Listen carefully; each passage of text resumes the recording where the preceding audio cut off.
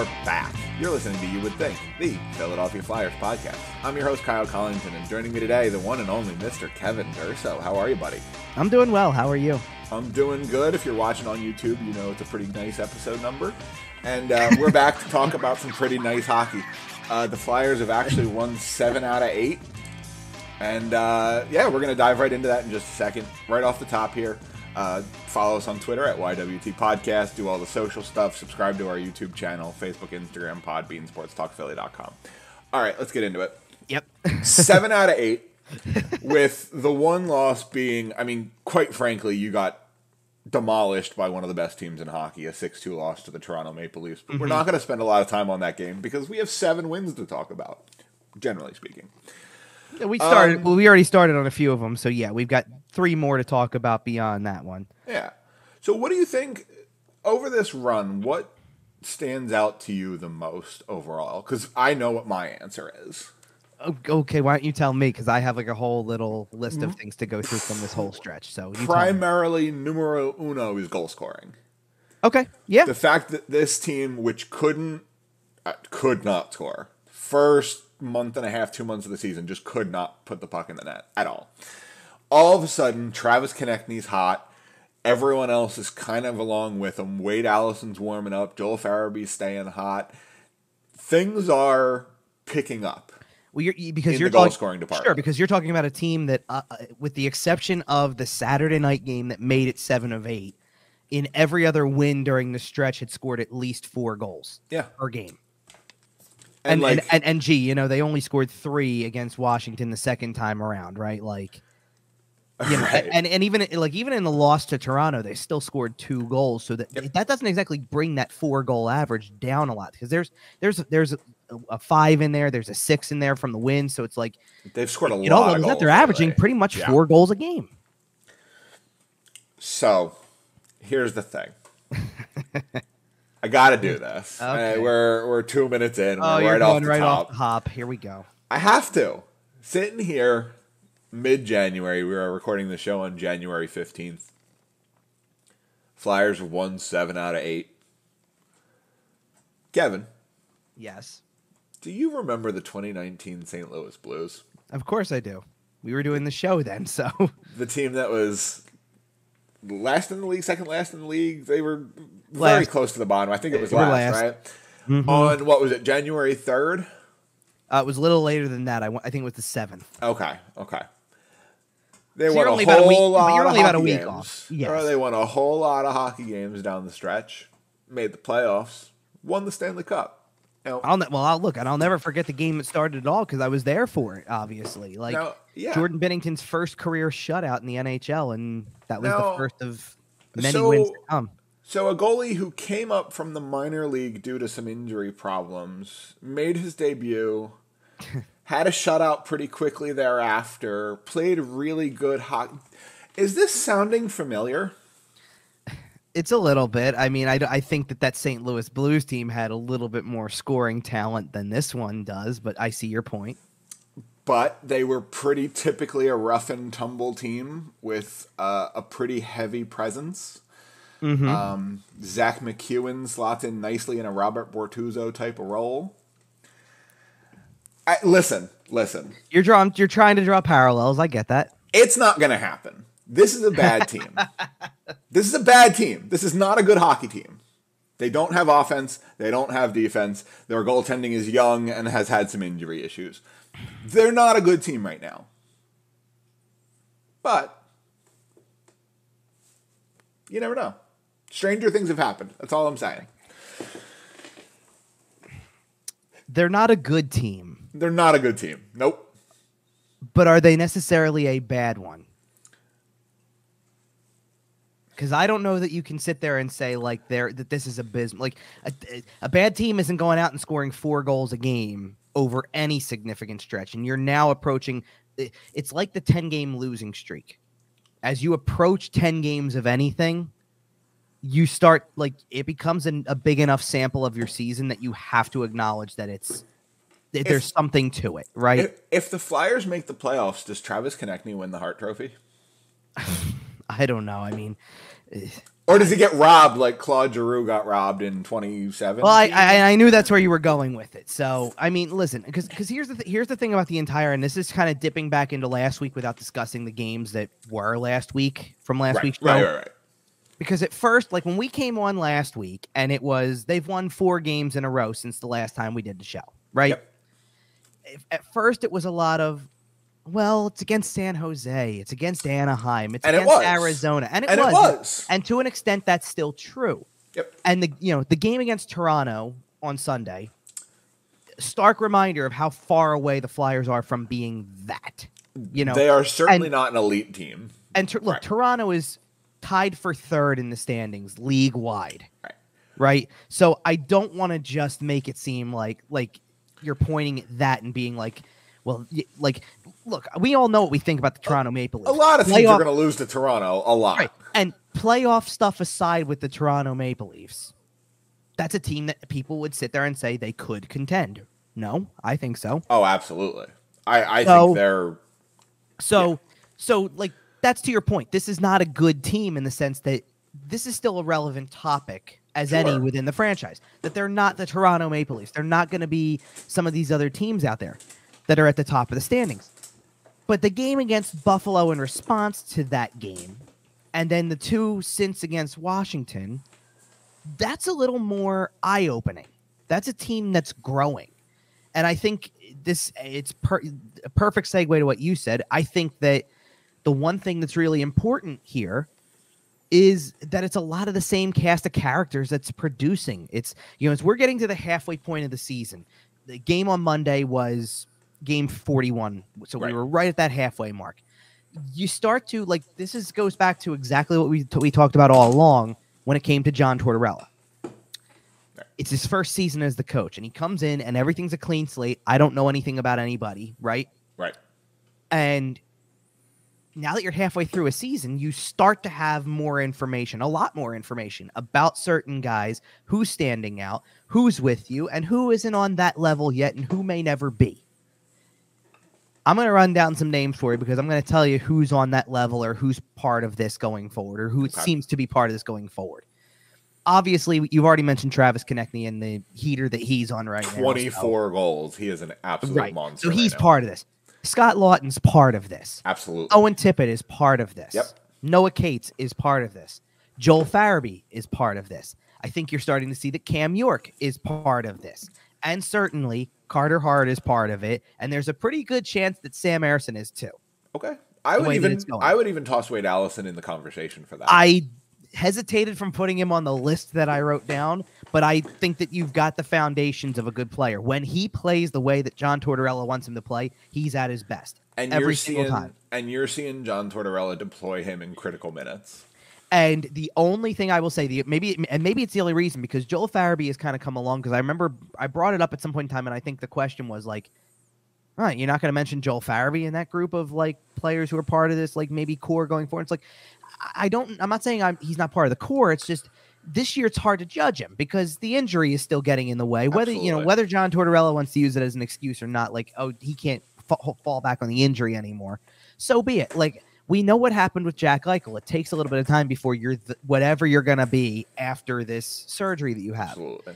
And the interesting part is that Farabee since then has probably been one of the team's best players in terms of starting to put it together. There's still things to work on, obviously, and I think that most of those things to work on are probably more away from the puck than anything. But we talked about it. It did take Eichel several months to get healthy. But with the puck, you're seeing it. And maybe no better example of it than the game against Buffalo, where he gets a bounce, just a totally favorable bounce in space, and goes, here it is. Good luck trying to stop it. Yep. And that, and granted, it's on 40-year-old Craig Anderson. I get that, but nonetheless. Right, but that brings it back to your conversation about the fact that they beat a real team when they beat Buffalo that night. Sure. And just to put a bow on the Wade Allison thing, like, the reason why I don't throw Wade Allison in there yet is because and maybe it's the next 41 games or whatever, a little less than that now that they're past that point. Right. Convince me that you stay up here for the rest of the year. And I'm not talking about in terms of, but I'm not talking about to get sent down. I'm saying convince me you stay up here and you play every game. He has. Well, he has right now, but stay healthy. Convince me you can stay healthy, because if you can convince me you can stay healthy, I know you're a top 9 player. You're a top 9 player in this league. It's to me, there's no doubt about it with the way his energy level can be, with the scoring talent that I know he possesses, and that's the thing. So I don't want to lump him into that group yet, because he's one bad injury away from potentially being, instead of potentially being a guy who you start to get behind, who you say, oh, this guy's a really good like role type player. Like, you know who I almost want to liken him to? Don't do it. Why? What do you think I'm going to say? Don't compare him to Sam Moran. Well, no, because it's going to be one or the other. My point is, because he may be one injury away from being Sam Moran. Yeah, that's what I'm nervous about. But I'm liking like, if he could stay healthy, if he produces the way that people think he could, he almost comes across like an Oscar Lindblom type. Like, he's got a place. That's blatantly fair. Obvious he's he got belongs a role. on an right. It's blatantly obvious he belongs on an NHL roster. It's just, are you going to be this guy who continues to not even say defy the odds? It's because he was a second round pick, but like continues to show it. Or he reminds me of a guy who scores key playoff goal. Kind of. I mean, like that's the kind of thing he's going to do in his career. Like, he's got a spot on an NHL roster for sure. But that's the thing, like that's the comparison. But to your point, and you're going back to the Buffalo game, like and Buffalo's not in the playoff picture, but they're in the playoff picture. Well, like they're in yes, they're in the picture. You know what I mean? Like they're not currently in the playoffs, right? They're not an active playoff team, but they're hovering around the picture. And what did I say last week? Right as we kind of got ready to get off the air, it was like, okay, Toronto, and then this Buffalo game that kind of gets thrown in there.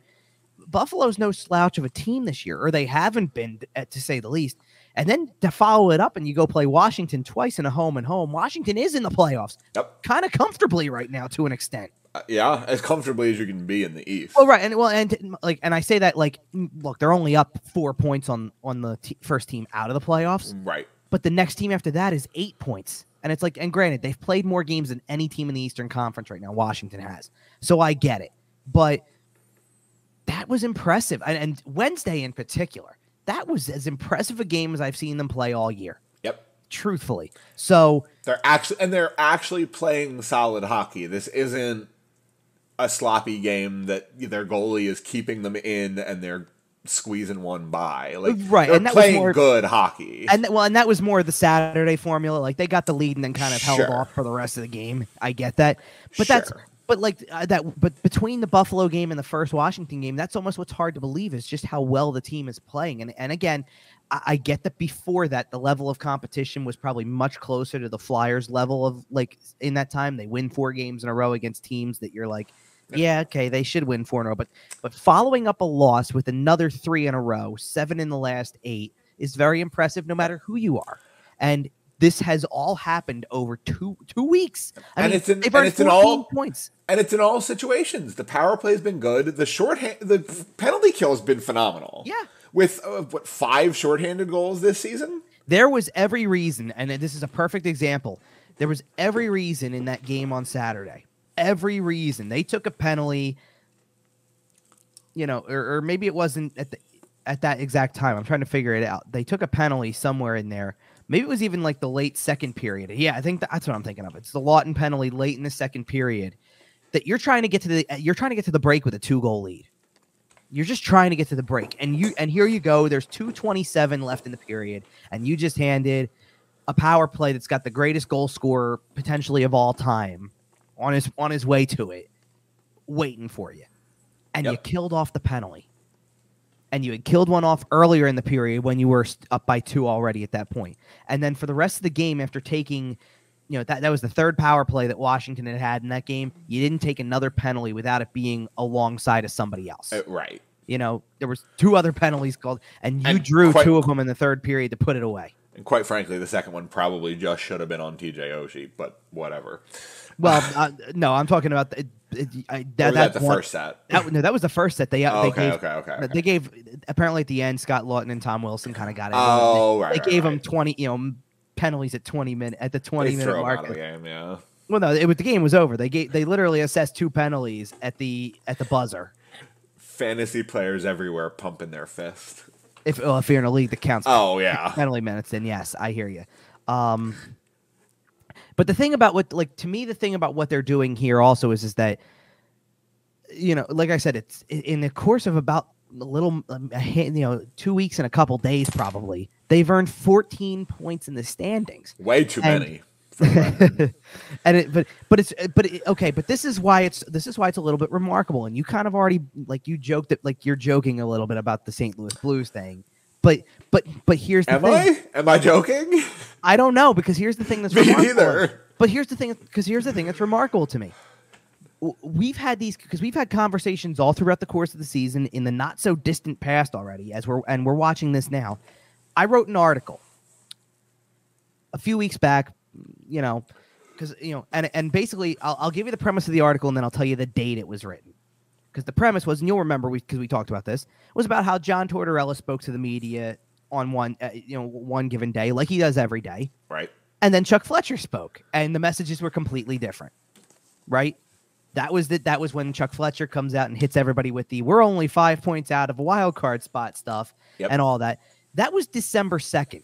That I wrote about that and talking about the mixed messages and what are you talking about, and hitting us with this line and hitting us with that line. I'm giving it 6, but yes. Okay. 6 weeks later, you're playing as well as you have all year, and you're back to within 6 points of a playoff spot. And I'm not trying to sit there and run that line out there like trying to be believing of it. But here's the thing. We said it was truthfully, it was kind of like elevator conversation leaving the game on Wednesday. Right. They're only 7 out of a playoff spot, by the way. I don't think they're going to do it, but they're 7 out. And then 3 days later, start talking about it. No, and then 3 days later, you gained on the team again. Yeah. You're closing the gap. And to think about where that conversation was had then, they didn't exactly gain a ton of points in early December, right?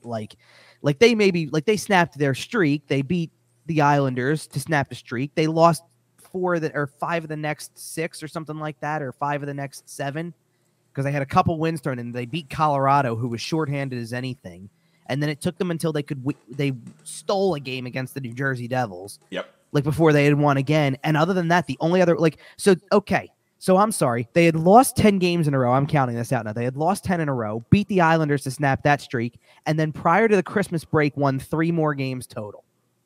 Couple more went to overtime, so I'll give them that. It's that 2 overtime games in there. It's 2 overtime games in there is another win. Yeah. Okay, you got 2 more points. But they got 8 points in the standings from November 8th, ironically, when they played the St. Louis Blues, since we're bringing it all back to St. Louis tonight. They got 8 total points in the standings. Or I'm sorry, not 8 total. I'm sorry. There's a few more in there because there's more overtime losses in there. They got 11 because there's 3 more in there. 11 total points from November 8th to Christmas. 11. And then 2 weeks later, they have 14 more. Ringing it up like a slot machine. And it's not like they played they beat Columbus in that stretch, and Columbus isn't a very good team either. I get that, but it's not like they played they lost to Columbus twice in that stretch earlier. They lost to Montreal in a shootout where they were 1 second away from winning the game. Yep. They lost to Arizona in overtime. They were losing to teams that they have been beating now because they are playing better than they were then. And, again, with the 6 points out of a playoff spot, I'm not saying they're going to make it. I'm not even saying it's going to necessarily be close. Right. But it's actually more of a possibility today than it was 2 months ago. Well, it's just not as outrageous a thought as it was as once believed. If they keep playing like this, it's a big if. But if it does become more consistent, kind of like we all initially thought, right? We kind of said, this is the John Tortorella year 1 effect. Yep. At some point, stuff starts to what it is. It starts to click, and guys who are and that's why I bring up the usual suspects kind of thing. It's not James Van scored against Washington on Saturday. How many times prior to that had he scored during this stretch of games? It wasn't him. No. It wasn't even Wade Allison for the most part, right? It was Travis Konecny. No, but it was constantly Travis Konecny. Scott Lawton's in on it. Joel Farabee's getting in on it. Owen Tippett's scoring goals. And then, hold for the occasional game, Morgan Frost is out there putting up 4 points when it's Arizona every time because that's what he does. But like, you know what I mean? But like, and then defensively, most of the time the points are either Travis Sanheim or Tony D'Angelo. Yeah. And usually like it's when they score a power play goal. Ironically, their power play for the most part has been awful. But the last couple of games against Washington, they've scored a goal, and it's the first one. It establishes from the beginning, we're here. We're going to play we're here to play a game tonight. This is not just roll over and die, and the Washington Capitals are better than the Flyers, right? This is, we're here to play, and we're going to do this. Because they're not just scoring on those power plays. They scored on those power plays less than 15 seconds in on both. Which is crazy. Insta cash in. Like, well, this upcoming week is... This team needs to figure out what it's doing. And it needs to figure it out quickly. Because here's the problem. Like, yes, they've won 7 of 8. By Friday morning, that could very easily be 8 of 10. Or, what would that be? 9 of 11? They could easily be at 9 of 11 on Friday morning. I almost would say expect it. Right. Because there's the 2 games in there that they're playing on home ice, no less, against 2 of the worst Anaheim teams and in the Chicago, league. 2 teams that are actually embarrassing. Right. But here's the thing. How does Chuck Fletcher not convince himself that 9 out of 11 means they're good? And the reason they need to figure it out is because we're starting to see trade things swirling, right? We're starting to talk about some names that may or may not be available. We're starting to talk about this, that, the other. Well, and for what it's worth, if they keep winning games, he's not going to be able to trade them. I don't think that's the case at all, actually. Because no. Just hold on. I'll tell you why. To me, the deadline this year is going to get overblown when it comes to the Flyers, because to me they got 2 guys that they're definitely moving, and that's probably about it, to be honest. Like, and I don't see that changing. I don't think that, to be honest, you tell me, and maybe this is something that, no, and seriously, with the way that they're playing right now, tell me that there's not, like, I'm going to go back on something that I said because earlier, like weeks ago, because it changes the dynamic. It almost is going to lead to something like this, because you start to talk yourself into, are we really in this race or not? Yep. What are the odds that Sean Couturier plays this year now? Much higher. Sure, because now you're thinking about it and you're going, hey, you know what? If they get to the point where he's ready and they're 5 points out of a playoff spot, if they're then you're adding him like a trade Nikita deadline Kucherov, acquisition, and he's even if you're adding him Nikita Kucherov style, if he's not ready in time, right? But before that, but here's a totally for James Van Riemsdyk is one of the obvious guys who's probably going to get moved, right? Yeah. Here's one of the easiest ways to defend moving him and still bringing a player into the picture that makes total sense for the situation, whether they are trying to actually be involved in a playoff race, or whether they're just kind of in the middle of the pack like they expect have them to be. Right.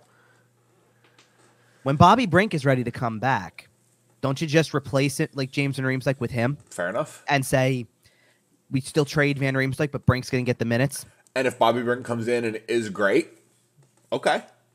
And here, but it makes total sense, because you're going to do with Brink what you've done with Wade Allison and with, some of these, with Noah Cates and some of these other guys. I want to see what he is. Yep. And you should want to see what he is. And you should want to see what he is for probably, let's say, if he's not up before the deadline, then you want to see everything from the deadline. I mean, the deadline is going to hit at a point where they have played 1 game out of, I want to say it's something like 13 or 14 more games in March, and then they have 7 or 8, in April. So you're going to so if Brink came up on March 3rd when the deadline happens. Right. Wouldn't you want to be wouldn't seeing him for the final 20 games of the year make perfect sense? Absolutely. Hey, it's a 20-game tryout. You were hurt for the whole offseason. You couldn't do training camp. You got a month and a half, 2 months playing in the minors. By the way, his first 2 minor league games, he scored his first 2 pro goals. Yep. So it's so already you're seeing success. Okay. Well, because I looked at that and I went, here he's going to be what Joel Farabee was a little bit, where it's it's not going to take long before you realize he's above this. And just a reminder, by the way, in case you forgot listening to this, one of the best names in hockey. His name is literally Bobby Orr Brink. Come on now. Come on. But that's what I'm saying. Like, that becomes like Braun's already getting cycled in and out of the lineup as it is. So if you trade Justin Braun, all right, so Nick Sealer probably plays in there. Maybe by that point in the season, maybe instead of either of those guys, you sit there and you say, Igor Zamula, come on down and we'll give you a try for the last 20. But even if you don't, like, then play Nick Sealer with Rasmus Ristolainen on the third pair for the rest of the season. Let Cam York get the big minutes. Let Ivan Provorov continue to play in his role. Let, the middle pair be the middle pair because that's what it is right now. Like that it's one of the only stable ones I think we've seen. It's very funny how when Braun comes in, they move York back to play on the left side, right. And when Steeler's in, they put York on the right side. It's interesting. I actually don't hate that dynamic. I kind of you're not the dynamic. I like York playing bigger minutes, higher level competition, right side. I love it. I think that's great for his development. I agree. But for the time being, but I think there's my point is I think there's natural replacements for the two guys you're gonna move anyway. That you're not gonna be it's not like you're gonna suddenly turn around, change your tune, and go, oh wait, we should try to buy. I don't think it's going to be that. Well, and I don't. First of all, it's Chuck Fletcher, so I'm always worried about that. No, I know, but I really don't think that there's a reason to do it. I don't think there's an appetite. But that's what I'm saying. I think right now you just stay the course because a lot of the orders of business, a lot of the names that you're talking about that are out there in these trade rumors, are names for the offseason. They're not names for the here and now. I think I don't see teams moving for that, making moves for that kind of money or term in March. I just don't. I think in the world we live in where teams are getting more and more creative with the salary cap, I think teams are more willing to take on a little bit of term if it means cost certainty. And that's why I think trades like this happen in the offseason though, because it's more pre-planning. But what I'm saying is you're seeing more and more 1.5 year rentals rather than just that 20 game rental. Right, that's fair. But the problem is that every name that comes up for the Flyers is not even 1.5 years. It's 2 or more. And I understand. What do you do about that? But I think if the team is truly serious about heading in, maybe not a full blown tear it all down rebuild, but a little bit of a 2 or 3 year, repositioning. Right. You can hold on to, for example, a piece of the Ivan Provorov contract. Now, and the reason I say that, if you're watching on our YouTube channel, we have the banner up. Make sure to subscribe to our YouTube channel, by the way. As recently mentioned by Elliot Friedman on a 32 Thoughts podcast, Ivan Provorov's name has come up in trade rumors. Now, it doesn't sound like there's anything concrete. Elliot said he didn't really even have a good feel for kind of what teams were calling. Mm-hmm. But it's out there, and the Flyers are listening. And Provorov has, 2 years left at 6.7, 6.675, something like that? 6.75, yeah, 6.75. Right. 2 years after this season, obviously, so it's about 2.5, really. Right. So even if the Flyers don't retain a ton, even if they retain 1.75 and get it to a $5 million for the rest of this year and 2 more. Right. That feels like the kind of thing that they could get a monstrous return for. Monstrous. It's among them, that's for sure. I mean, it's interesting. First of all, I want to address the rumors a little bit because of the fact that it's a name that I think has been kind of speculated as would they ever consider it kind of thing, because I agree. And we've talked about this before, where there were times where we would sit there and go it's not even what is Provorov doing? It's almost to an extent, what is he talking about? He would have these moments where there was clear, the frustration is evident. Yes. And we've talked about that before. And I started to kind of get the impression late last season as the offseason approached, who knows what kind of, because we even said, who knew what kind of offseason we were going to see, especially if they go aggressive. Is he a guy who they would ever consider moving? Because it sounds like everybody's frustrated here. Maybe this is just one of these things where it's becoming time. They didn't, obviously. And there's and there's an element of just even talking about this that's disappointing, and it's not because of yes. Well, and I, to be honest, what I'm disappointed about is going to be way more short term than what you're probably thinking of, because you're probably thinking of the overall big picture where it was. Listen, 2 years into this guy's career, the fact that they never got him a partner. Well, no, I'm saying, but 2 years into this guy's career, we were sitting here talking about how this is the prototypical Flyer player who battles it out, guts it out through anything. His shoulders falling out of his arm socket, and he's crying in the locker room because they lost. Sobbing. You know what I mean? And everybody embraced that about him. And he had some great years around that year. Don't get me wrong. The thing I think that is frustrating is that the long term is that that's what he started as. And he was a 7th overall pick and all this type of stuff. And you think high expectations, right? Yep. I think that there's an element of disappointment in the short term, or frustration in the short term, that I think everybody wanted to see what would happen if he played under Tortorella. Okay. See if it would, because Tortorella's gotten young defensemen with high ceilings before.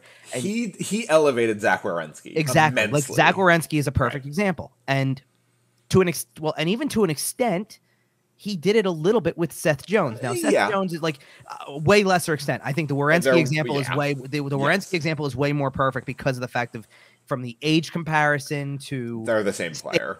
Well, the stages of career to all of it. And he worked on that and got him to be a high quality player. An elite level, clear cut top pairing defenseman. If Columbus was good, Zach Werenski would get Norris attention.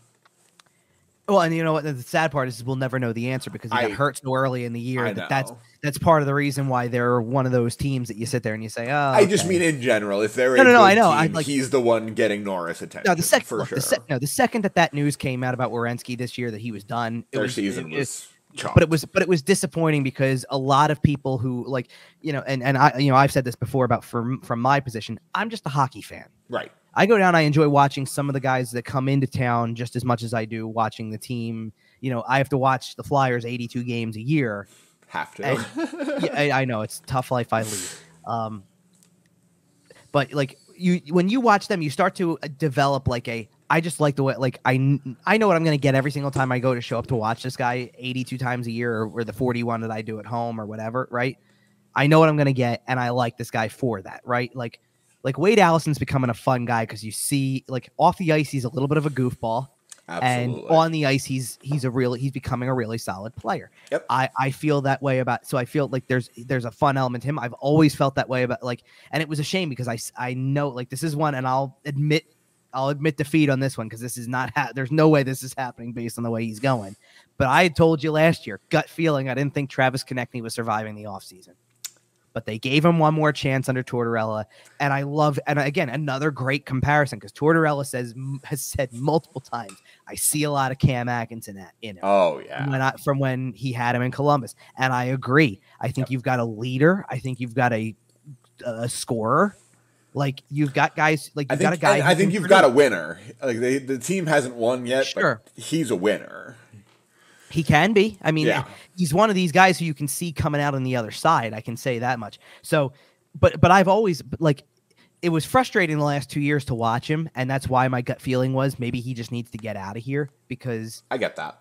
Because it was what happened to the guy that I was watching for 3 years in a row who scored 24 a year? You're I think this guy's having a ton of fun. Well, that's what I mean. I think he fell out of love with hockey for a little bit.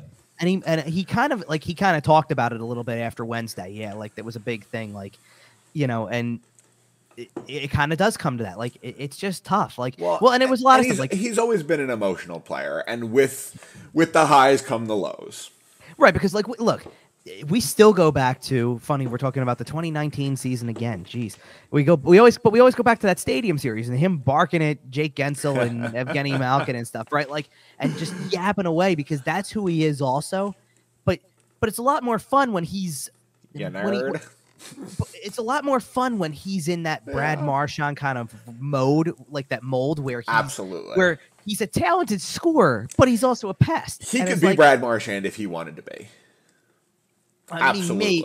Maybe. I don't want to jump that far ahead, but I know what you're saying. I get what you're saying. He can be that role on this team. Yes. That's what I mean. He's right a top line quality player who scores a lot of goals, but also is a pest. He's in the same mold. Absolutely. I think that it's almost like that the opposite of that is the disappointment with Provorov, that this isn't happening under Tortorella, that he's having one of the worst offensive seasons he's had in his career to this point. Like, you know, and I think he added to it a little bit because I remember like when I wrote about the rumors, it was a little earlier in the week. So he had an assist. So he was at 2 goals and 14 points. So he's up to 15 now. But like 15 points in 43 games when at one point in time you were 13 goals and 36 points in 69 games, or 17 goals and 41 points in 82 games. That's not good, you know, like, right. Like even the 56 game season, he was 7 goals, 26 points. It's like, okay, there's a 40 point defenseman in there. Right. You know, maybe approaching 50. You saw that with like, because and look, it was impossible not to think that way. He had his 41 point season in year 2 of his career. Yep. You're like, this guy's getting 50 at some point. Then it's only his second year. He's only 20. I think that big dip in his 3rd season, I really think it was that shoulder injury. I think that bothered him that entire season, and I don't think we put enough stock into that as a city, and everyone just went, oh, well, he's bad now. No, because for that season, he was bad. I'm not going to defend it. No, but he followed that up with the 13-goal, 36-point season in the 69 games with Matt Niskanen, where it was like everything fell into place. Right. Well, he's producing at that level, and he's got a partner who works. And since then, they've been trying to unlock that. Yeah. I also wanted to mention that is that Matt Niskanen is the only real partner Ivan Provorov's ever had. You know, him and Travis Sanheim famously did not work out. He was with Andrew McDonald for just, it felt like 1,000 years. Right. I get you. And the only and then they finally tried to get him an elite level partner to really unlock that 1D potential that he's got. And where's Ryan Ellis? The guy played 4 games, and that maybe he's on a milk carton somewhere. Right. So the fact, if Ivan Provorov ends up getting traded, whatever the trade looks like, whatever the return, whatever the this, that, the other, in my eyes, I'm going to look at it a lot like the Nolan Patrick trade in the sense that the organization failed a player. And I think that Ivan Provorov is a prime candidate, by the way, to go win a Norris like next year with somebody else. I don't know about that, and I'll tell you. And I'll tell you why. Maybe not next year, but you know. But I'll tell you why. I'll tell you why I feel that way. And listen, he can prove me wrong if he goes somewhere else and does that. That's fine. We keep talking about for the last 3 years because it was, Matt Niskanen was great for him. Look what it did for his career. Like, he was on pace. He was going to have a career year. You're not going to tell me that with 13 games left in the season that year, assuming that it didn't get halted, that he wasn't going to get 6 more points and maybe 4 more goals to match the career high in goals. 100%. I don't know about the 4 goals, but the 6 points was definite. He was going to get it. 6 points in 13 games. He was going to get it, and he was going to match his career high or to pass it. It's everything. Like, we've kind of like, it's almost like it's become a defense mechanism for him. They did him a disservice the next year when Niskanen retired, and the best thing you could throw next to him was Eric Gustafsson. Yes. I get that. Yep. But the year after, you took a shot, it didn't work, and as much as as much as we can sit there and say they never found a partner that was like Matt Niskanen, it can't be that. You can't be that locked in on one guy over the entire course of his career before you sit there and you look at the player himself and go, listen, as a 7th overall pick, 1st round, you either like at some point in time you just become like you are what you are. You know what I mean? Like, well, and I think he might be a really good 2D or 3D. Okay. You know what I mean? Like it. I hate to say that. I think that the ceiling is higher than that. I still do. It's just imagine the LA Kings grab him. Right, and that is speculation, and I get that. Put him next to Drew Doughty for the last, let him for what, like the last 2 years of his career? Right, prop up the aging husk of Drew Doughty. That's a little rub off. I could easily see him elevating his game to an elite level. Maybe. And that's the thing about Ivan Provorov is that we always see it. I don't know. The issue I have with that, though, again, is, okay, listen, if you need to be traded to a place like LA to play alongside Drew Doughty for a couple of years to reach that level of your game, to play alongside somebody better than Andrew McDonald, better than Eric Gustafson, better than the chemistry him and Travis Sanheim clearly don't have. No, but the issue is that, okay, but then the 1 year then shouldn't be an outlier, is my point. The year that you play with Matt Niskanen and you look that good, it shouldn't just disappear. You should still be able to somewhat carry an Eric Gustafson or a. But I think I would argue that he did. I would argue that he did. I don't. Maybe the year with Gustafson, I think you could. Okay, maybe you can level with that one. But the last 2 years, I don't like. There's no explanation for why nobody else on the roster works right now, like That's defensively. Fair. That there's no explanation for. I mean, maybe like that's the difference. Like, okay, the year that I'll give you the year with Gustafson, because in 56 games in a year where they were terrible, he's still a +4. Yeah. So yes, he is finding a way to still be successful despite the fact that Gustafson was his primary partner. And he was playing really, really good defensive hockey that year. Or better yet, or I'm sorry, it wasn't even that Gustafson was his primary partner, because I think by the end that wasn't the case. I think that toward the end, like later on, it was, it probably was again. It was like Justin Braun was probably the primary, or maybe they tried the Sanheim thing. So they kept going back to Justin Braun because Justin Braun's the only one who played logical defense, and that's what works with Ivan Provorov. To an extent, I mean, they did that a lot, but they did that a lot last year, and it just didn't, didn't work out. So. Like, because this is the thing. I don't think that Provorov is having necessarily, it's not necessarily a bad year, because we're focused. Everybody's gonna I know everybody's gonna be fixated in on the 2 goals thing, because it's not even close to anywhere he's been in his career prior. Right. The 13 assists that he's got, though, pretty on pace. No, he's 9 away from what he had last year in 79 games. Yeah. Do you think that in 43 games that that's the kind of the about right? He's pretty on pace. Yeah. 19 and 56, there's still 13 games to get 6 more. That's probably still on pace, right? I don't and even halfway through 15. Okay. So you're on pace for about that 30-point year. Maybe you get a little hot and you can get to 35, and that's right about what you've been. But I think that people want, especially when you're picked in the top 10 of a draft, people want Roman Josi. They want Adam Fox. They want the guy who is like, oh, you put up 55, 60 points sometimes, or you could. That's fair. And I don't know that Provorov has ever been that defenseman. No, but I'm also willing to bet that prime Provorov is better defensively than either of the guys you mentioned. Maybe not Adam Fox. He's excellent defensively. I think Josi's a really good defenseman too. He's really good, but I think Provorov was shut down. For a while. Think about Ivan Provorov in that playoff series against Pittsburgh. I know they lost. He was playing fantastic hockey. No, but I think to your point, especially because he was playing with, and again, this was the year with Niskanen, so I get it. It was a career year, but he was good in the playoff bubble. He was great. That's in that how bubble. you win. That's how you win at that stage. You do need to be really good there, and he was. They got almost through 2 rounds, and Ivan Provorov was a huge part of that. I mean, think about how many goals they gave up in that Islanders series specifically. No, he was a +2 for the playoffs in 16 games with 8 points. He was really good in that playoff. But it's very much it's almost like his last 2 years were very much like what Travis Konecny went through. They took a turn down, and Konechny's now found a way to kind of revitalize his game. And Provorov hasn't as much. He's still in a defensive system like Tortorella preaches. He's still a big minus compared to the rest of the team, and his production's down. And it's so what are we doing here exactly? And is he buying? It's almost like, is he buying into the Tortorella stuff? Because maybe that's part of it too. Maybe. And that's why I think there's legitimacy to the rumors. I don't and again, I said, I don't it's not going to happen during the season to me. Okay. It's just not. I can't. Especially let's this way. You're asking the question also, kind of around. Well, what happens?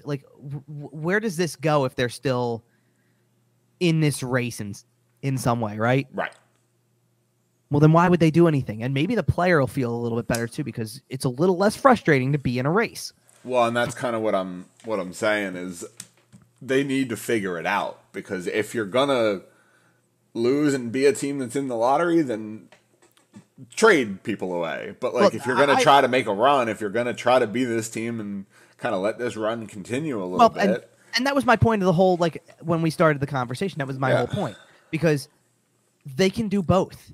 They can sell the two pieces that everybody assumes are going to be sold. And if you're going to replace them with assets you already have in the organization. Right. Like if you're just looking for who's going to play in the top 9 in place of James Van Riemsdyk, like, oh, wait, Bobby Brink's coming back healthy. Okay, let's put him in. He's not the same player as James Van Riemsdyk at all. No. But he fills a roster spot. But it's a guy who can go in and you say, okay, let's see him now too. Right. Okay, fine. You've got something to work with there. And I think defensively, you're like, Braun's already not playing defensively. So you're going to just do it just for the sake of doing it, right? And it's like that's why I think that there's like, you can actually go to this point, you can go status quo for the rest of the season, trade the 2 players that everybody thinks you're trading, get what you can back in return, and reevaluate. And still do everything else for the rest of the season the exact same way. And if John Tortorella coaches you to, a playoff run, then he does. Right, because you're worried about, like, you just asked, like, you got to figure out what you are, right? Or like whether you're because if you're heading to the bottom, you need to start heading to the bottom yesterday. Like the fact that they've won 7 out of 8 is a disaster. Then I'm going to tell you what my belief is, because I was going to give you an answer to your question, because I think there already is an answer. I think there already is an answer. They're not that. They're not lottery. I mean, it just is what it is. And what you listen. I think the goaltending is too good to be lottery. We've been talking about it. But if this team had league average goaltending, and I'm talking in terms of goalie quality, not numbers. Right. If this team had league average quality goaltenders, they would be much closer. They'd be pretty terrible. But something else clicked beyond the goaltending, though. That's the other thing. No, I agree.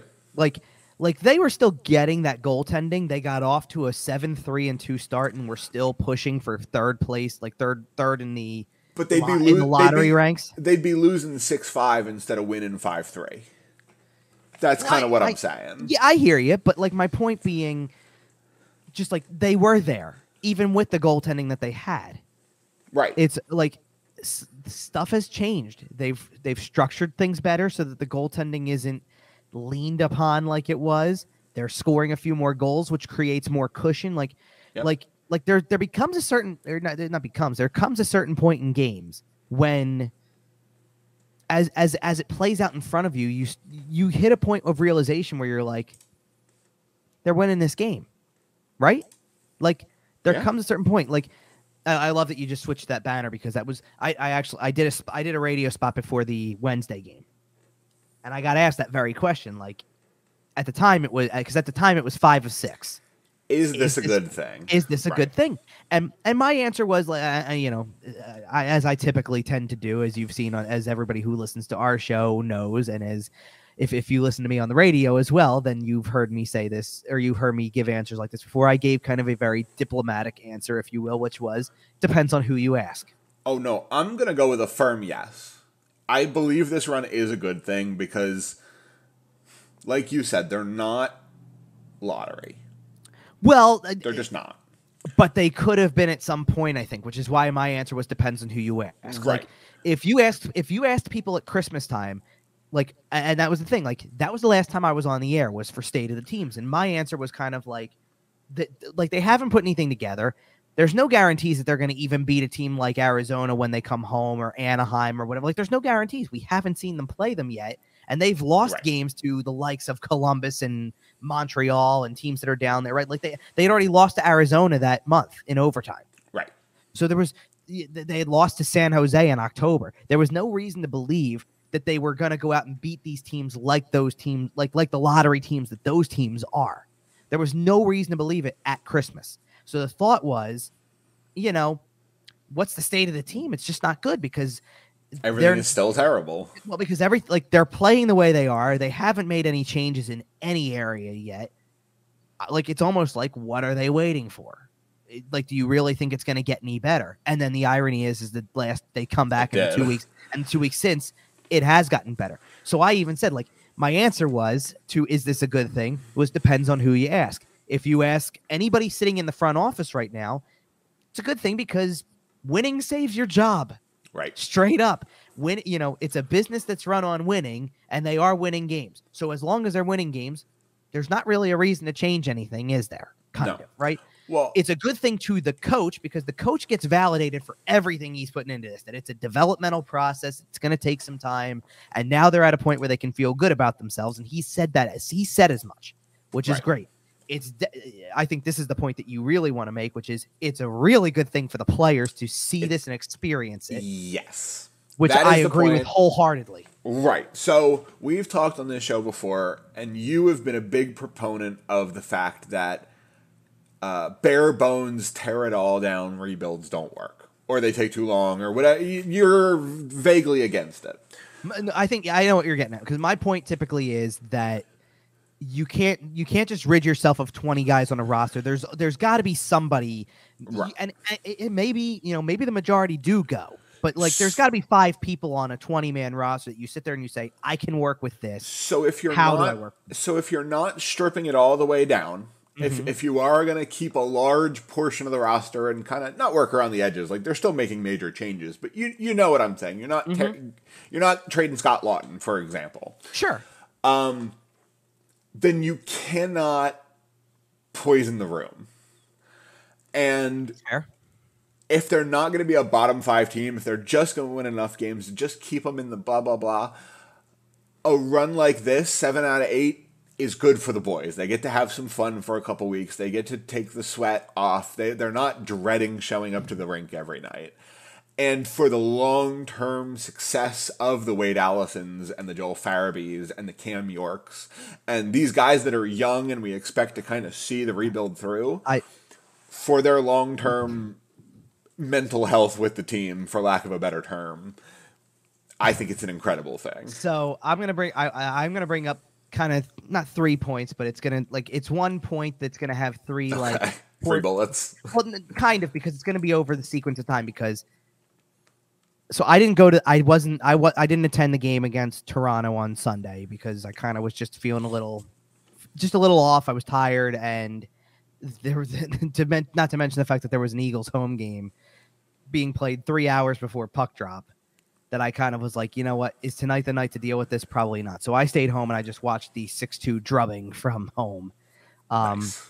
But the Arizona game I went to, and I went to the Washington game this week, and they won both games, played really well in both, very convincingly, right? And the room was fun after it's over. They're like, the music's going, they're having a good time, there's some jokes being thrown around. Like, the boys are having fun. Like, you can sense that, right? Let me just give you a story here, and I can't take credit for it because I don't do the road games. Some of the other media do, like some of the more localized road games. I don't think many of them go not many of them went West Coast. I can tell you that much. Fair. But Charlie O'Connor tweeted this after the game was over, because he was at the game last night in Washington, right? Goes into they go into the room, and I'll read the tweet because this shows you this is a team that's having some fun. So the Flyers are playing I Miss You by Blink-182 in the locker room after the win. As the media came in, the PR lowered the sound just before Tom's verse began. Patrick Brown and Scott Lawton yell out, "What are you doing? That's the best part of the song." Like, personalities come out when you're having fun. You're winning, right. And when you're winning. When you're losing, everyone goes to their locker room, gets dressed, and goes home. Mm-hmm. Yep. And that's kind of what I'm saying, is if you're going to have a long-term success with any of the guys in the room currently, you have to make sure that we're not dreading showing up to work every day. Right. Which, because here was the thing, if you're asking the question, like, is this a good thing, right? Yeah. The answer is yes for every aspect of the organization. Now, in some cases, and I was very blunt about it when it came to the front office, because it's like, yes, winning 7 out of 8 literally keeps you employed. Right. I get that. And then there's the fans. No, but John Tortorella doesn't have to worry about employment this year. No. So winning 7 out of 8 just validates his tactics of it, right? Well, and he's trying to make the playoffs, I'm sure. Like, I know he's doing his process thing and blah blah blah, but when you win 7 out of 8, you got to start thinking about it. I don't think he is, though. I think I think no, and I'll tell you what I mean by that. They're not going to talk about it for anything. Tortorella doesn't look at the standings, or at least he says he certainly doesn't watch the All-Star game. Yeah, that was fun. Didn't you like that one? That was a fun one. That was fun. But either way, but it validates the way he goes about it, right? The way that a Tortorella team turns out, especially as a year goes on, when they buy in like that and all that type of stuff. And like we said, for the players, it's just about a feel good thing. Like it where like, and Tortorella said that the losing wears on you. So you absolutely deserve to feel good about yourselves, but it's a fine line between getting too high and coming to work. You know, like you still have a lot of work to do, but you can't get too high up on the fact that you've won 7 of 8. You hear that, kids? You can't get too high and come to work. I love how you put that. But like I said, so it depends on who you ask with this question, right? Because I think that most of the fans would say, no, this is not a good thing, because two and a half weeks ago, like I said, 2.5 weeks ago, before they came back from the holiday break, they've earned 14 points in that time. So they had 29 points. Do you know how many teams have fewer than 29 points right now? Most of them. No, fewer. I'm sorry. Not a lot. 3. Yeah. Not two, many. No, 2 of them have 28. So I'm not sitting here trying to tell you that over the course of that time, 2 of them are coming to town this week. No, and I'm not trying to tell you that over the course of that time they weren't going to win, period, or get a game to overtime or something, right? Like 29 points, you could have talked me into over the course of the next 8 games out of the break from that 29 points that they would win 2 and maybe get another 2 to overtime. I could have been talked into that, and they would have gotten 6 points total. So then let's put them at, what would that be, 35? Then they're still right there with San Jose, and Arizona probably has fewer games, and that so that there's a game in hand. So it's like being like 2 back or 3 back or whatever it would be. Like you'd be competing with the same teams if it was the same pace, right? Like if they would have gone out and won 2 games, let's even give them 1 out of the other 6 in overtime. So it's 5. Then you're tied with San Jose, 3 up on Arizona, and 6 up on Columbus and Anaheim. And Anaheim, you're going to play twice because you haven't, or you're going to play 1 more time. I'm sorry, but maybe that game wasn't a win. Like, what if you lost that? What if that was the overtime loss? Right. So they gain a point on you. So they're not at 28; they're at 29 or 30 because they won the game. You know what I mean? For the standings, this win streak is terrible. Absolutely. But that's the point, because but at the same time, and this is a point that I want to make when it comes to, like, I understand, and we've been doing it every week on this show, where it's like, hey, by the way, did you see what Bedard's numbers are now? I have them up for the end of the show. I would say, by the way, do you want to go into that, because he came back from freaking World Juniors, 6 points in his first game back. Had a 4-goal, 6-point game to start, and then had a hat trick in 5, I think, in the next one. Is that what it was? And then the Flyers decided to start winning. So he had 11 points in 2 games. It's hilarious. I know. Connor Bedard is on another level, and the Flyers can't stop winning. Oh, I hate this team. Oh, so much. It's awful. Let me talk you. Let me talk you off of it, because I know where you're going with it. But okay, let's talk about somebody else instead. Let's talk about somebody else who impresses with point totals too, right? Okay. Because there's another player who does that today. We're not waiting for him to be on an NHL team. He is on one. Okay. Connor McDavid is now. They've played 45 games. They've played 45 games. He's got 83 points. Stupid. And 37 goals. Okay? So we're pretty convinced. Best player in the world, and maybe there's another level for him, right? Like, he keeps getting better every time we think he can't get better, right? He's starting to do the Sidney Crosby thing. Like, remember that year Sid went, I'm going to win faceoffs now. Went and took 5 million faceoffs and then never lost a faceoff again. Connor McDavid did that with goals this year. Kind of. I mean, he's nearly a goal per game, and he's 7 points shy of 2 points per game. And it's crazy because he likes knocking them out early, too. I feel like every time I check an Oilers score, it's like first period. It's 3-0 after the first period, and McDavid has 2 points already. And it's like, what are you, just like getting your work done early so you can take a break? Like, you're actually feeding right into my point, which is great. Insane. Okay, because you're feeding into my point. It feels like the kid is playing Be a Pro on Rookie, playing the first period, scoring a bunch of goals, and then just simming the rest of the game. Like, it's insane. Because like I said, you're feeding right into my point here. Okay. So McDavid's ridiculous. 83 points, 37 goals. It's only been 45 games. Like Stupid. Like it is stupid. Stupid. It is very much playing be a pro on rookie mode. It Yes. is. He's straight out of a video game, right? Yep.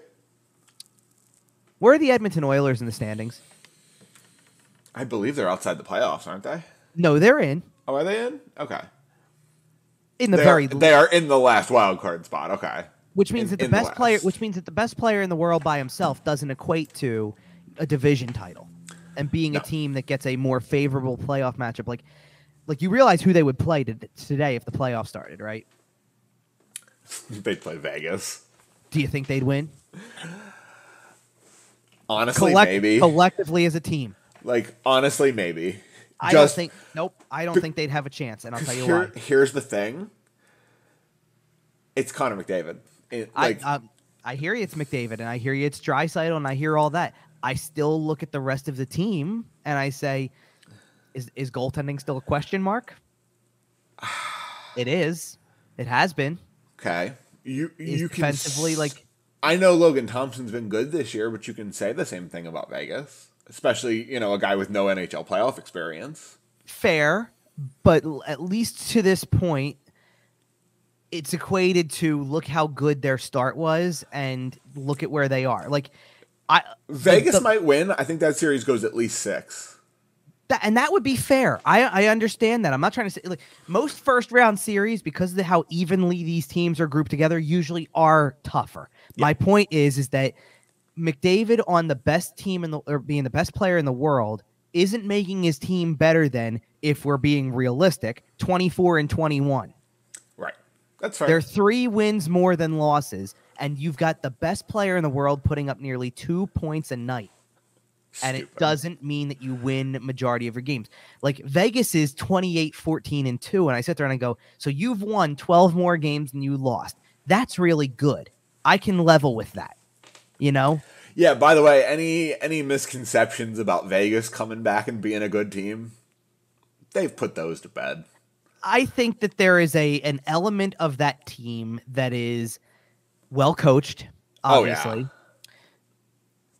There's a whole bunch of irony to that because the division winners, and I know like I'm not going to stick on the All-Star game for long here, but the division winners, the division leaders at the All-Star break or at the time of All-Star voting, okay, their coaches are named the coaches of the respective teams. Right.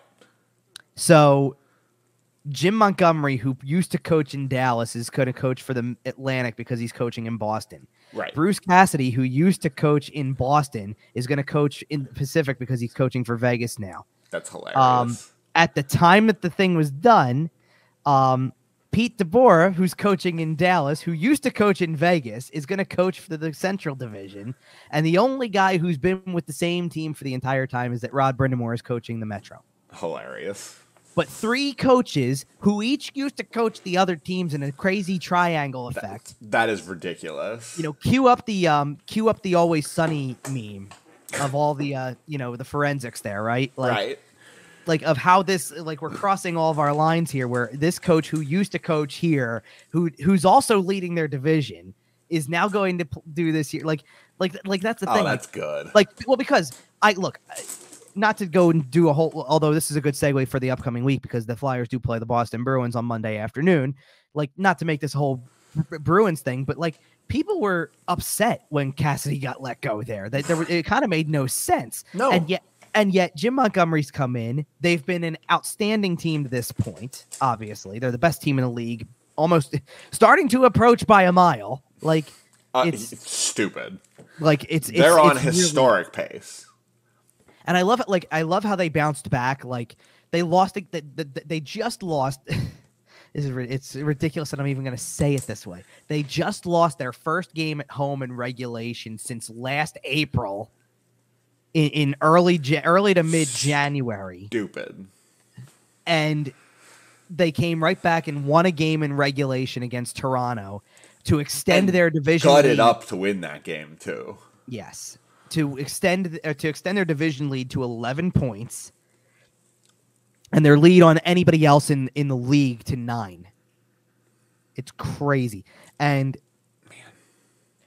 there's a lot of league-wide stuff to talk about with that, because that one regulation loss that they hadn't had on home ice all year long came to Seattle, who is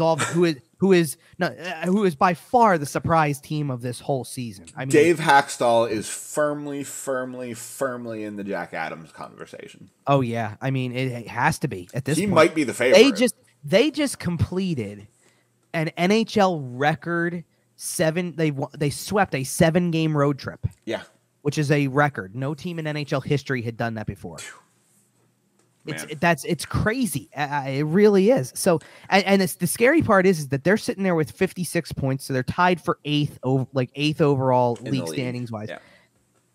And they've got 2 games or 1 or 2 games in hand on just about everybody else that's in front of them except for Boston, where they could easily, with those games, pass Dallas, Winnipeg, Vegas. Like, they could be better than all of those teams potentially in the standings. They could be a top 5 team. It's crazy. And that puts Seattle, by the way, firmly into that Pacific Division race. I mean, how good is Matty Beniers? Come on. I could have told you that. He's picked him up in fantasy, baby. Waiver wire pickup. How? Well, you don't play in a league with as many teams as I'm used to. No, and it was also 4 or 5 weeks ago at this point. I picked him up kind of right as he was really starting to cook. It's interesting how he's like the guy that you're paying attention to now, but like they've got other guys who have put up really good offensive numbers all year long. Like, oh yeah, I know that. I know. I lost to Yanni Gord last week. I know. There you go. Yeah. I mean, it's stuff like that. So, but like not to try to like I know we were doing a little bit of league talk there, but like. Is it a good thing? I know everybody wants them to be in the lottery. I know everybody wants them to have the shot at getting one of those pieces. Look, at the same time, the World Juniors ended. Yep. And Cutter Gauthier went and played on that outdoor rink in Fenway because he plays for Boston College, obviously. Scored a really nice goal as if to say, like, I'm still here. I'm still a really good college player, and the Flyers have him. Right. You still got me coming. I'm on my way. Like, well, and you know what? This is the reason why I want to talk people off the ledge a little bit. You can get the lottery ticket. You can get Connor Bedard. You can get Adam Fantilli. You can get one of these other guys. You can get Leo Carlson. You can get Matvei Michkov. Yep, all of them. We can mention all of them. It doesn't mean it's going to work. If you got all of them, it would probably work. At least that's impossible. But you could get any one of them. And think that you're like, oh, this is the type of guy that they need to turn around. I'm not denying that they don't need high-end talent, but at the same time, this is like kind of to go back to kind of the Travis Konecny stuff for a second. And he didn't score in the last game, of course, so it probably dipped his numbers a little bit by a hair. But like, he's at 24 goals. That's, he's tied or not tied. Let's go with more than. He's got more goals this season than Matthew Tkachuk does. More goals than Kyle Connor. More goals than Austin Matthews and Sidney Crosby. Like. Is that not high end? It is. Is having, the number of points that he has, and he's not in the top 25 in points right now because, it's 46 is what it is, but he's also played fewer games than everybody because he was hurt. So to be at the point pace that he is he's on a better pace than guys like Stamkos and again Crosby and again Matthews and he's on a better for you. He's on a better point per game pace than Ovechkin is. Important question for you. Yeah. Rest of this year, 2 more years left. Travis Konecny has $5.5 million. Yep. Does he survive the rebuild? Man, that's a tough question because here's the thing.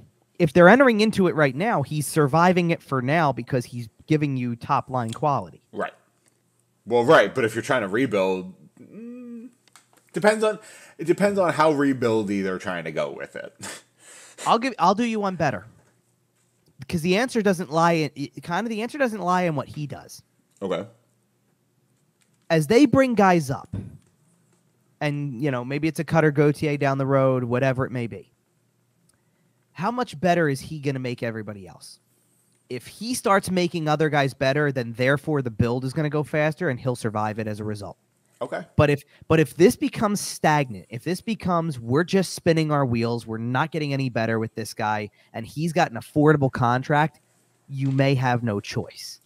But that's kind of what I'm thinking. But like for now, he's surviving it because there is an element of like his play right now is probably making Noah Cates a little better down the middle. It's probably making Joel Farabee come back like and be on this because Farabee we said is on a little bit of a hot streak right now in his own right. It's probably helping when you're playing with Travis Konecny. Konechny's out there on the power play with and Lawton's out there, so probably is helping Scott Lawton a little bit. The short-handed goals, like Konechny never played, and that's another thing, by the way, that helps you survive a build. If Konechny was nothing more than, hey, I can score 25 goals and I'm on the power play. If he was the offensive version of Ghost, right? But I'm useless on the penalty kill. You can't use me. Then, yeah, maybe there's a little bit more incentive. But now he's playing all situations. He's real like. He's developing into a well-rounded hockey player. He's developing into the top liner that people maybe thought he could be in that career year. Hey, did we just positively use the Flyers and developing in the same sentence? It doesn't happen often. Hey, we got to take our small victories. Golf clap for that. Hey. Okay. But again, my point, and it is a small victory, but my point exactly kind of with everything is, we can look at a McDavid or what Bedard's going to be for a team and say, okay, you can get that guy first overall. You got to win the lottery. And here's a guy who's going to put up 100 points a year, right? I'm sure. I get it. Or, you can also be a team that is one of these teams leading their division that just always seems to find the right guy, right? Like, you can be the Boston Bruins who are on this tear that they're on right now, obviously, this record pace year that they're on, and say it's all about the usual guys like Marchand, Bergeron, Pasta, and you're right about that to an extent. But you could also sit there and say, what happened, and he's not playing right now. It's a shame, actually. But what happened to Jake DeBrusk that went from, I want out of here, to this is working?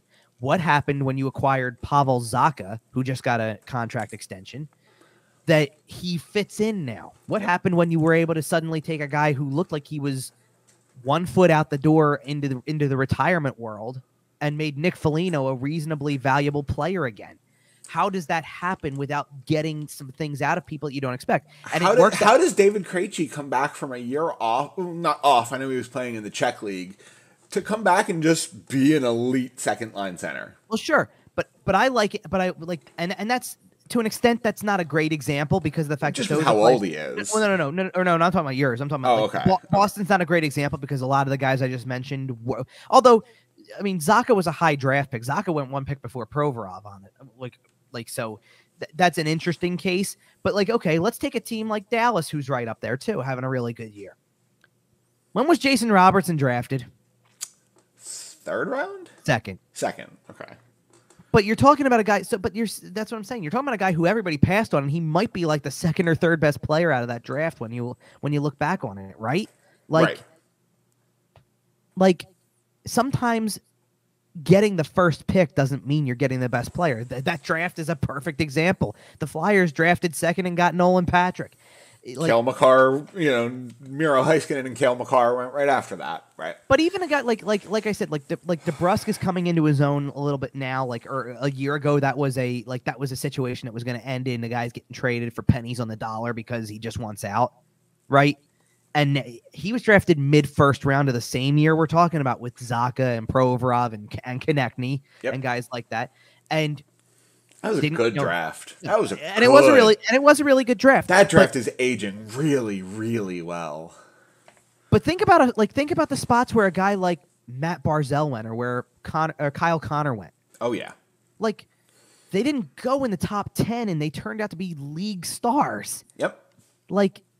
You can still pull it off without picking in the top 10 per se. You just got to know what you're doing, kind of. Now, granted, if the run is looked at as a bad thing, like you're sitting here going, oh, it's a bad thing from the fans' perspective because they're not going to get the layup pick. Right. I get it. But that, listen, as far as and maybe that's a reason why it's not a good thing for the front office, because it means you got to work now. It means you got to know what the hell you're doing when the draft rolls around. Well, right. But that's what we've been talking about, right? We've talked about the fact that finishing 12th in the conference and picking 15th doesn't do anything for you. You need to be drafting in the top 10, preferably towards the top 5, to really get that impactful high-end talent that turns your franchise around and turns you into a sustainable winner. There's an exception to what you're saying. The issue is the Flyers don't have that luxury anymore. Like the here's the truth, because here's the truth of it. If the Flyers would have had draft picks, and they kind of did to an extent, like that year that they went to the playoffs and were in the bubble and they go 2 rounds, you're starting to think that with the way that Joel Farabee looked, the career year that Konecny had just had, Couturier was still young, Hayes looked good, and they're all like in their mid to late 20s. Konecny was younger, Provorov was younger, like that kind of thing. But you almost sat there and you went, now's the time. Not even that now's the time. You went and you looked and you're like, you can bridge that gap from Giroux, Voracek to Konecny, Couturier. You can do what the Dallas Stars did. Right. Like Dallas didn't need Jason Robertson to be anything more than a project out of the early second round because they had time. They had Seguin and Ben that were leading the charge. And when Robertson was ready, it's like, okay, now he just seamlessly fits. I mean, it's worked out with other forwards that Dallas has besides that. I mean, like Dallas has other forwards that they've kind of... Like who? Like who, Kevin? Can you name any Dallas forwards? Can you name any other Dallas forwards who have been contributing to their offense over the last several years? I don't know. Is there a guy whose name starts with R? And it ends with Ope Hintz. Yes, yeah, that's a good one too. I agree, but I was also just thinking like. But even guys like Ty Smith, Ty Dellandrea. I'll give you one who I think has had a solid little year and he's really young, so but Wyatt Johnston. Yep. Like Wyatt Johnston's been great. Like there's a guy who you sit there and you go, that can be the next wave too. Very well could. I mean, now and listen, sometimes you also have to bridge the gap in another way, which is grab a Joe Pavelski who grabs the 19-year-old, 20-year-old, whatever. You know, Robertson's how old? 23. So he's, when Robertson's kind of just getting started, and he's 21 years old, right, or even 20. Like he came up for a brief little period at 20, and like he's mostly 21 when he starts, right? Don't you want somebody like Joe Pavelski to walk you through the process of this is what it's like to, that this is what it's like to be a professional, to succeed, to win, to go and be part of this league.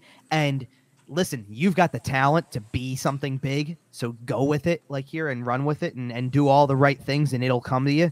Like the Flyers lost the luxury of being able to bridge the gap of Giroux and Voracek. They lost it. Like they're falling in the chasm between the two eras for sure.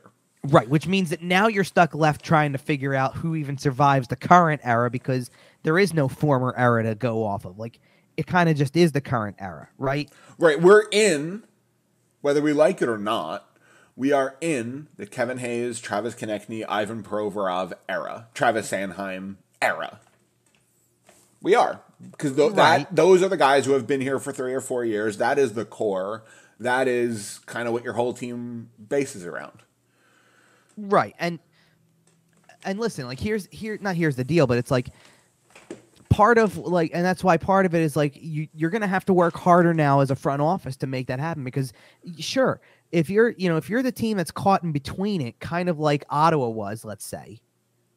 Then you need to go through the process of we got a bunch of top 10 picks because you got to build it faster than that because you're going to sell everything off and it's, see ya Mark Stone, see ya Erik Karlsson, all that type of stuff because you're going to give up the superstars that had you in the playoffs and making a push and you're going to move on to you got to find the next era. And it doesn't happen overnight. So, that's why and this is why I said, you got to just kind of, it's a fine line to walk also because I don't know what Konecny's ceiling is going to be based on the numbers that he's got. I don't, because we haven't gone any further than, he was on pace for that year that they got cut short.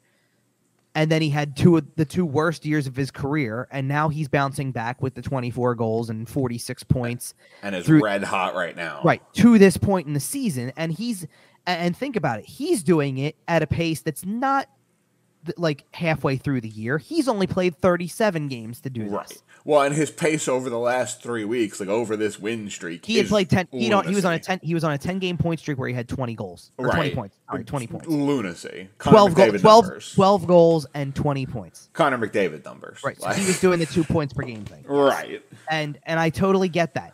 But I don't know what that is yet. Like I'm getting this, like I start to get the sense with some other guys because I don't think there's going to be because they don't go on tears like this, where they're the best player on the night, right? Right. Owen Tippett's got 20, 25 goal potential. We can see that. He's up Absolutely. to 13. He's up to 13. They're halfway through a year. He should hit 20. And the kid can rip a shot. Right. But you got like there's also an element of it that and notice that there were players I didn't mention as part of the who's part of this, who's not kind of thing. One of those players, Morgan Frost. Because I don't know the answer. You're halfway, certainly he's having a career year this year because the bar wasn't set high. He had 5 goals and 16 points in 55 games last year for the highest marks of his career, and he's going to surpass the 55 games because he's been here the entire year. He's got 8 goals. He's got 20 points. That's nice in about half. And listen, if he can turn into it's interesting with Frost because I sit there and say if he can turn I was about to sit there and say based on the halfway points of the season numbers, if he can turn into pushing 20 goals and 40 to 45 points a year, it's not elite. It's not what he was hoped to be coming out of the draft from what he was producing in juniors, but it's modest. It's fair for where you hope the next step could go.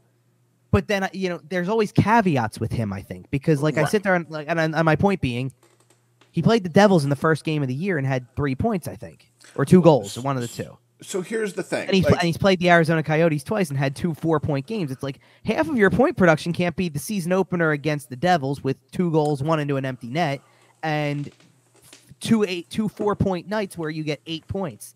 Well, and here's the thing is when you're going through a rebuild, when you're kind of in the position the Flyers are in where you're looking to the future, you're looking at a goal year. And let's say for the Flyers, the goal year is 25-26. Right. That's when they want to be an elite team and start making the playoff push and blah, blah, blah.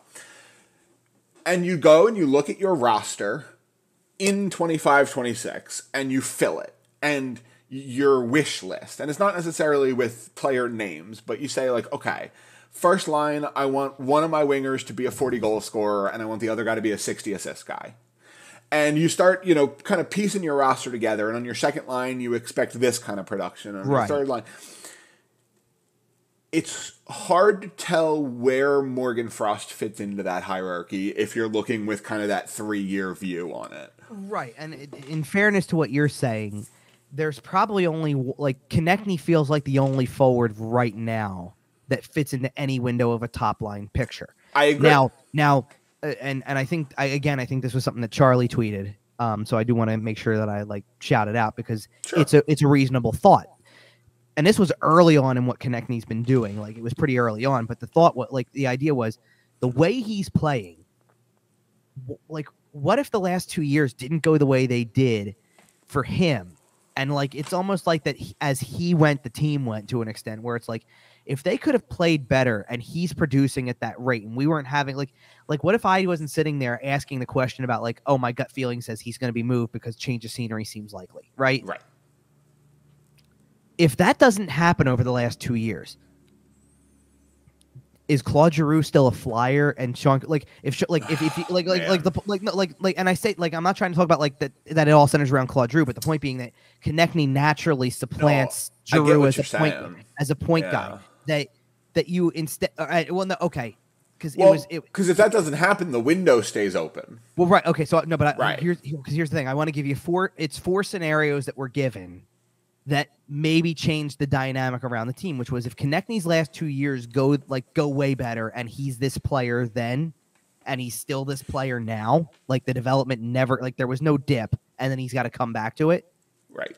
Do you ever consider not consider, but is the Claude Giroux trade something that doesn't end up happening because you're a better team? Yeah. Do you look it kind of also fell on the if Couturier didn't miss all the time with the back injuries and things like that too. Like, if those two things don't happen, do you even make the Claude Giroux trade last year, or do you look to bring him back? And if that doesn't happen, are you more involved in, hey, let's bring in Johnny Gaudreau now because more pieces fell into place? Like, then you're sitting there talking about a top line, more aggressive as a team. Then if you're talking about a top line where everything played out the right way, where you go, look at the way Konecny plays, look at the way Couturier plays when healthy, obviously, and throw Gaudreau in that, and now Giroux naturally falls back into a lower role. Sean Couturier would look massive on that line with those two wingers. Sorry.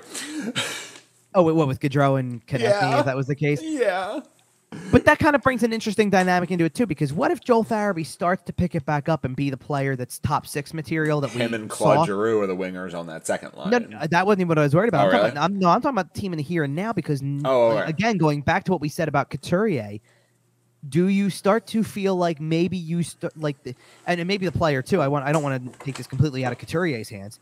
Do you start to feel the urge to, hey, there's something going on here, and I might be able to help? Yeah, and they know he can help if he's able to play. I agree. So do you pursue that? Because I know what we said a month ago, or early December, or into December. Sure. We were sitting there saying, if you're still in the spot that you're in now with the way that the losing streak is going and all that stuff, shut it down by March. Turns out winning 7 to 8 changes a lot of that. Because now all of a sudden you're sitting here saying, hey, you know what? If he got back in early February, mid-February, and has 2 full months to work with, which is probably going to amount to, I don't know, could be 25 games, maybe 30, somewhere in that range.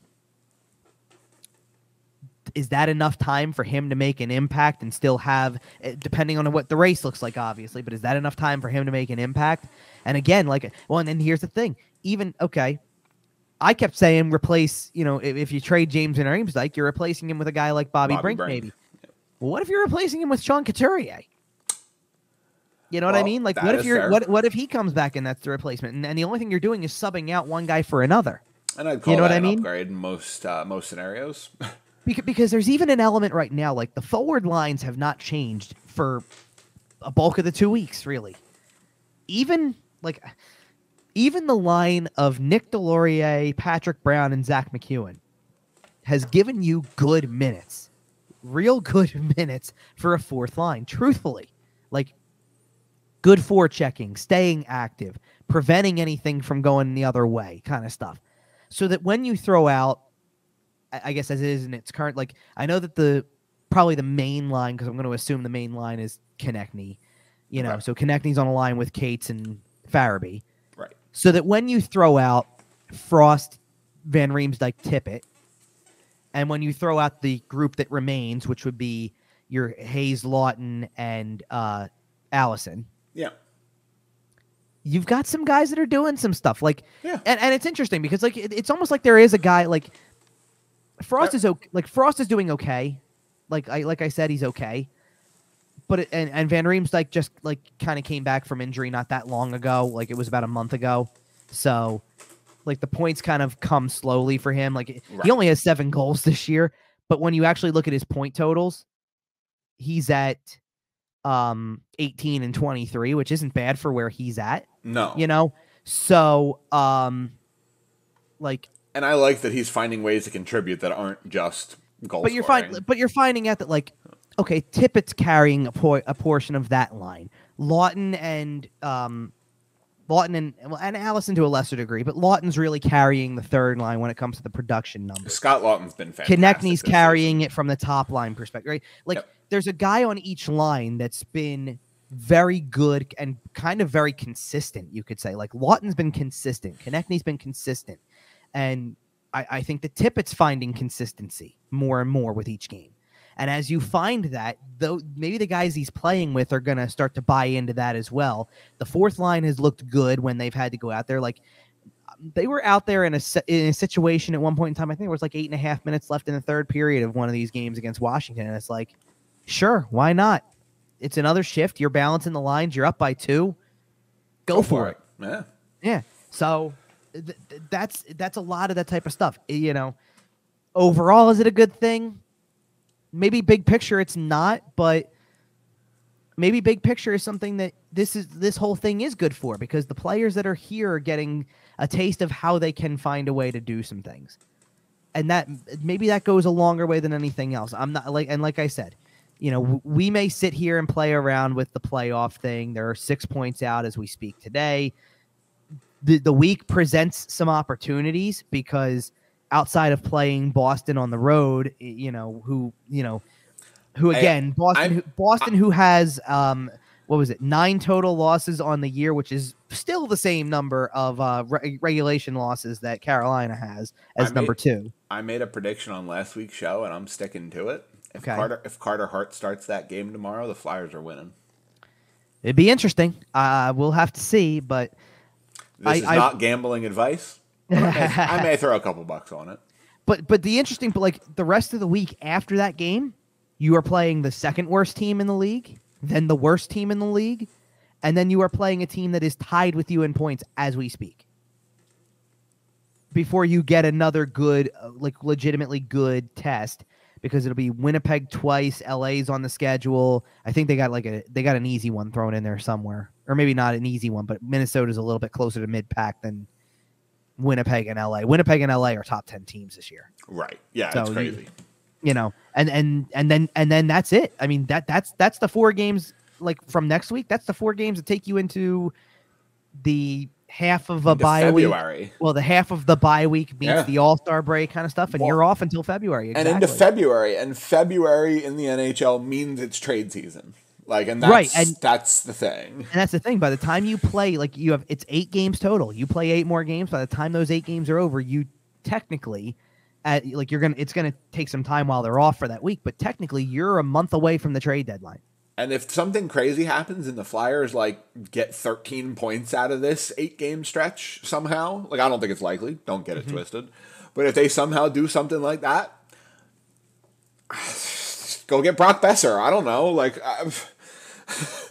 a certain point, I don't know who you'd have to trade to make that happen. No, that's the thing.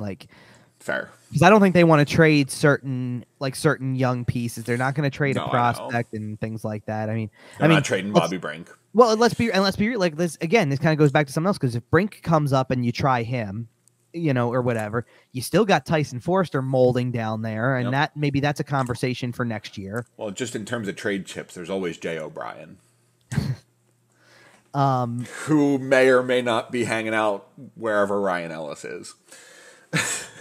Who may or may not be, may or may not be signed. We don't even know if that's going to happen yet. Wild. But you've got guys hanging out down there that could be of help too. Don't make it seem like there aren't guys in the minors right now that could be. Because let's put it this way, another player that people are going to talk about down there that will probably eventually find a place on an NHL roster is Elliot Desnoyers. Yes. Not a top line guy by any stretch, but a guy who you can kind of get behind and be like, yeah, he can do something, And you never know. He's a bit of a project. He's, taking his time. He'll come up. All right. One more thing before we get out of here. John Tortorella's doing John Tortorella things again. We heard his comments last week about the All-Star game and how he doesn't even watch it. This week's drama is the fact that he has banned iPads from the Flyers bench. Now, if you've watched an NHL game over the last several years, you will often, during a broadcast, they'll cut to the bench and you'll see players, on an iPad, watching a replay of the previous, going over some tape, talking to a teammate. Hey, next time we got to do this, that, little strategizing. Yeah. John Tortorella felt that it was distracting. He felt that guys, were paying too much attention to the replay and maybe not enough attention to the game and losing focus on the game in front of them. And he was worried about people potentially not being ready for shifts because they're messing around on the iPads. Yeah. And he has banned them on the bench.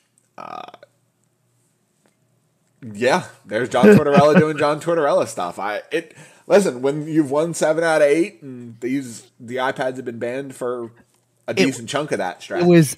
So the first time that this gets mentioned was noticeable during Wednesday's game. Let's make that clear first. Right. But it got mentioned or talked about a little bit after that game.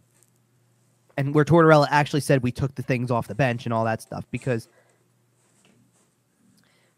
you got to love the way that John Tortorella talks about a player sometimes, because he can almost compliment you and insult you at the same time. King of the backhanded compliment. Absolutely. Because here's Exhibit A for that then, because I'll read the quote that starts this whole thing off, and we all laughed, because when he said it, you had to laugh at it.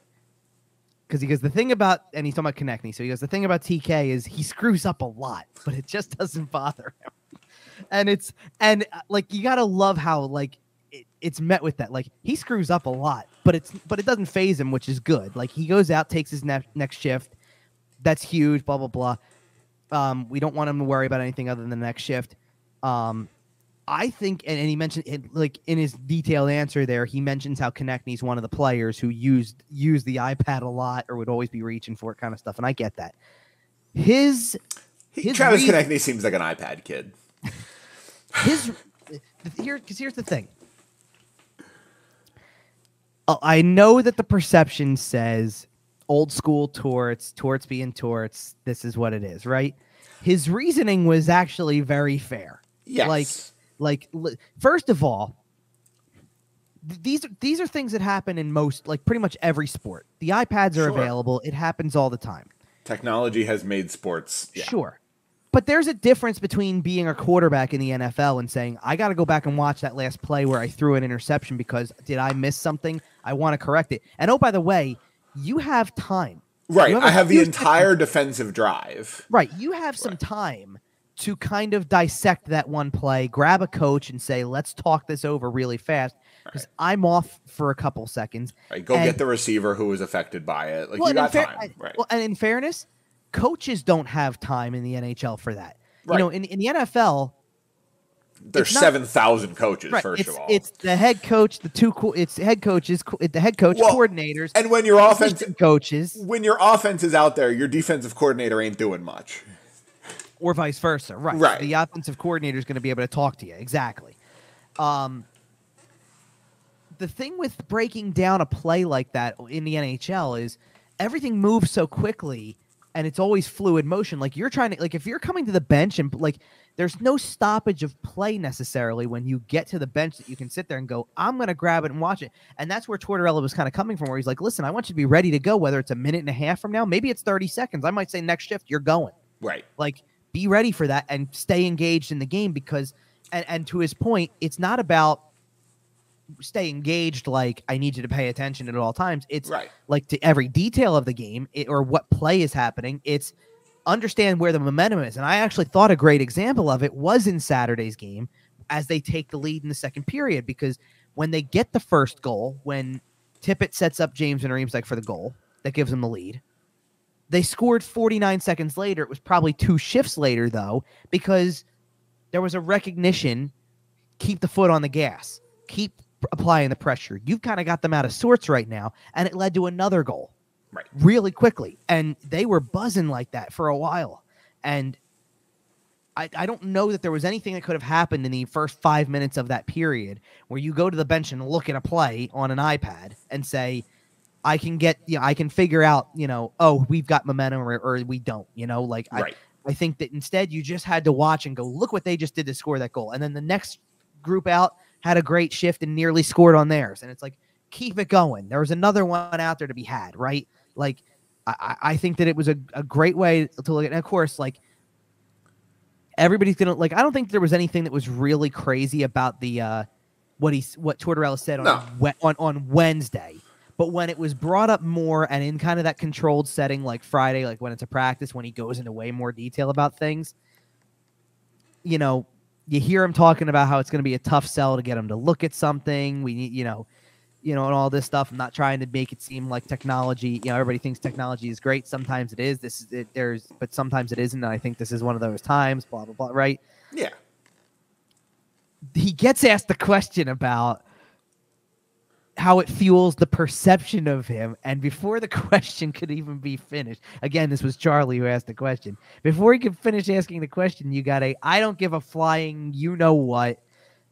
Actually, maybe you don't know what, because it wasn't the word that usually follows that one. But I don't give a flying what how I'm perceived.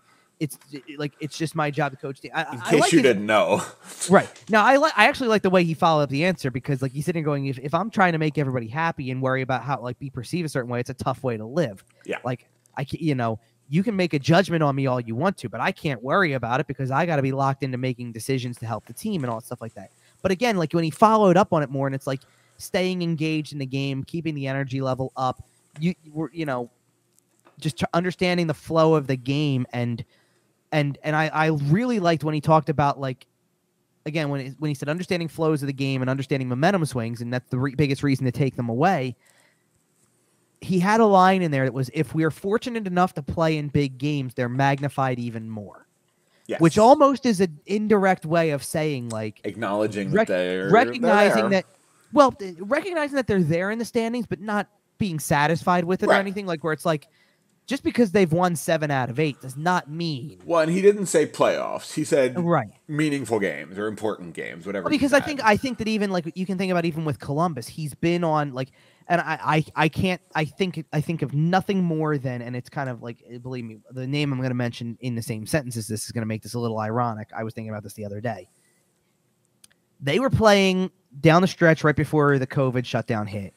They had a couple of series, like the Flyers played a couple of sequences where they played home and homes and had the same team in like the same weekend, same week, whatever the case may be, right? One of those was Columbus, and Columbus at the time was still very much in the race. They kind of were going to drop out of it. Now they got it. They got a playoff spot, if you will, right. by virtue of the expanded playoffs that year. But those were 2 big games for them. And they got it, they played in Philly first and kind of got it handed to them on the scoreboard, despite, I think they outshot the Flyers that night, something like 37-18 or something. It was ridiculous. But the Flyers won the game like 5-1. So it was really a weird game. Like the goaltending was a little weird. Everything was off, and they just kind of didn't play well. Columbus did. And then they played at home against the Flyers in the back end of that. And the game got to overtime. The Flyers were down 3-1 at one point. They erased the deficit. And then go into overtime. And they win the game in overtime. And I distinctly remember the Columbus broadcast having a clip of the bench, the Columbus bench, afterwards. And Tortorella's watching as the play goes on. And as soon as Kevin Hayes scored the game winner, there's the little footnote that makes it kind of comical or ironic or whatever. But as soon as it goes in, Tortorella just drops his head almost as if to look at the situation where it was like, we were up 3-1 in the game. Up 3-1 in the game. We let that slip away. We still have a shot in overtime, and we gave that to him too. Yep. Like just as if to like look and go, we didn't recognize the situation in front of us where this was a big bounce back game. We were doing the right things going into the second, third period, whatever case may be, and we didn't finish the job. Yep. That kind of stuff. Right. And that's the thing, right? Like, yeah, I think Tortorella has the right idea. Right. So I think, but that to Tortorella is a big game. You're not thinking of direct playoff implications. You're not even looking at it necessarily big picture, but you're sitting there going, that's a big game, big moment, and you got to get it done, right? So I think that's what he's looking for. He doesn't, and again, to sit there and say, don't overthink it, understand, these momentum swings and how big they can be within a game and grab onto it kind of stuff. So I thought everything that was said was great. Yeah. Well, and I think it was a fair thing. Like, I don't look at this as old, like it's an old school approach. Don't get me wrong, but I don't look at it as a negative old school approach when you're sitting here trying to teach a team in your first year as the head coach. Hey, recognize the situation that you're in and be present in the game instead of watching it on a tablet, because that's not getting you anywhere. Not in the next shift. No. And you know what? The Flyers have done that, and the position they find themselves in is having won 7 out of 8. And I think that's a good place to put a bow on it for today. Sure. A bit of a long show. And we'll be back next week. Same time, same channel, same place. Follow us on Twitter, YWT Podcast, Kevin at Kevin_Durso, Facebook, Instagram, Podbean, iTunes, Amazon, Google Podcasts, SportsTalkPhilly.com. Follow us wherever you can follow us. And that's going to do it for us today. Anything else, Kevin? No, I don't have anything else. Cool. I did the socials. We'll be back next week. And until then, see ya.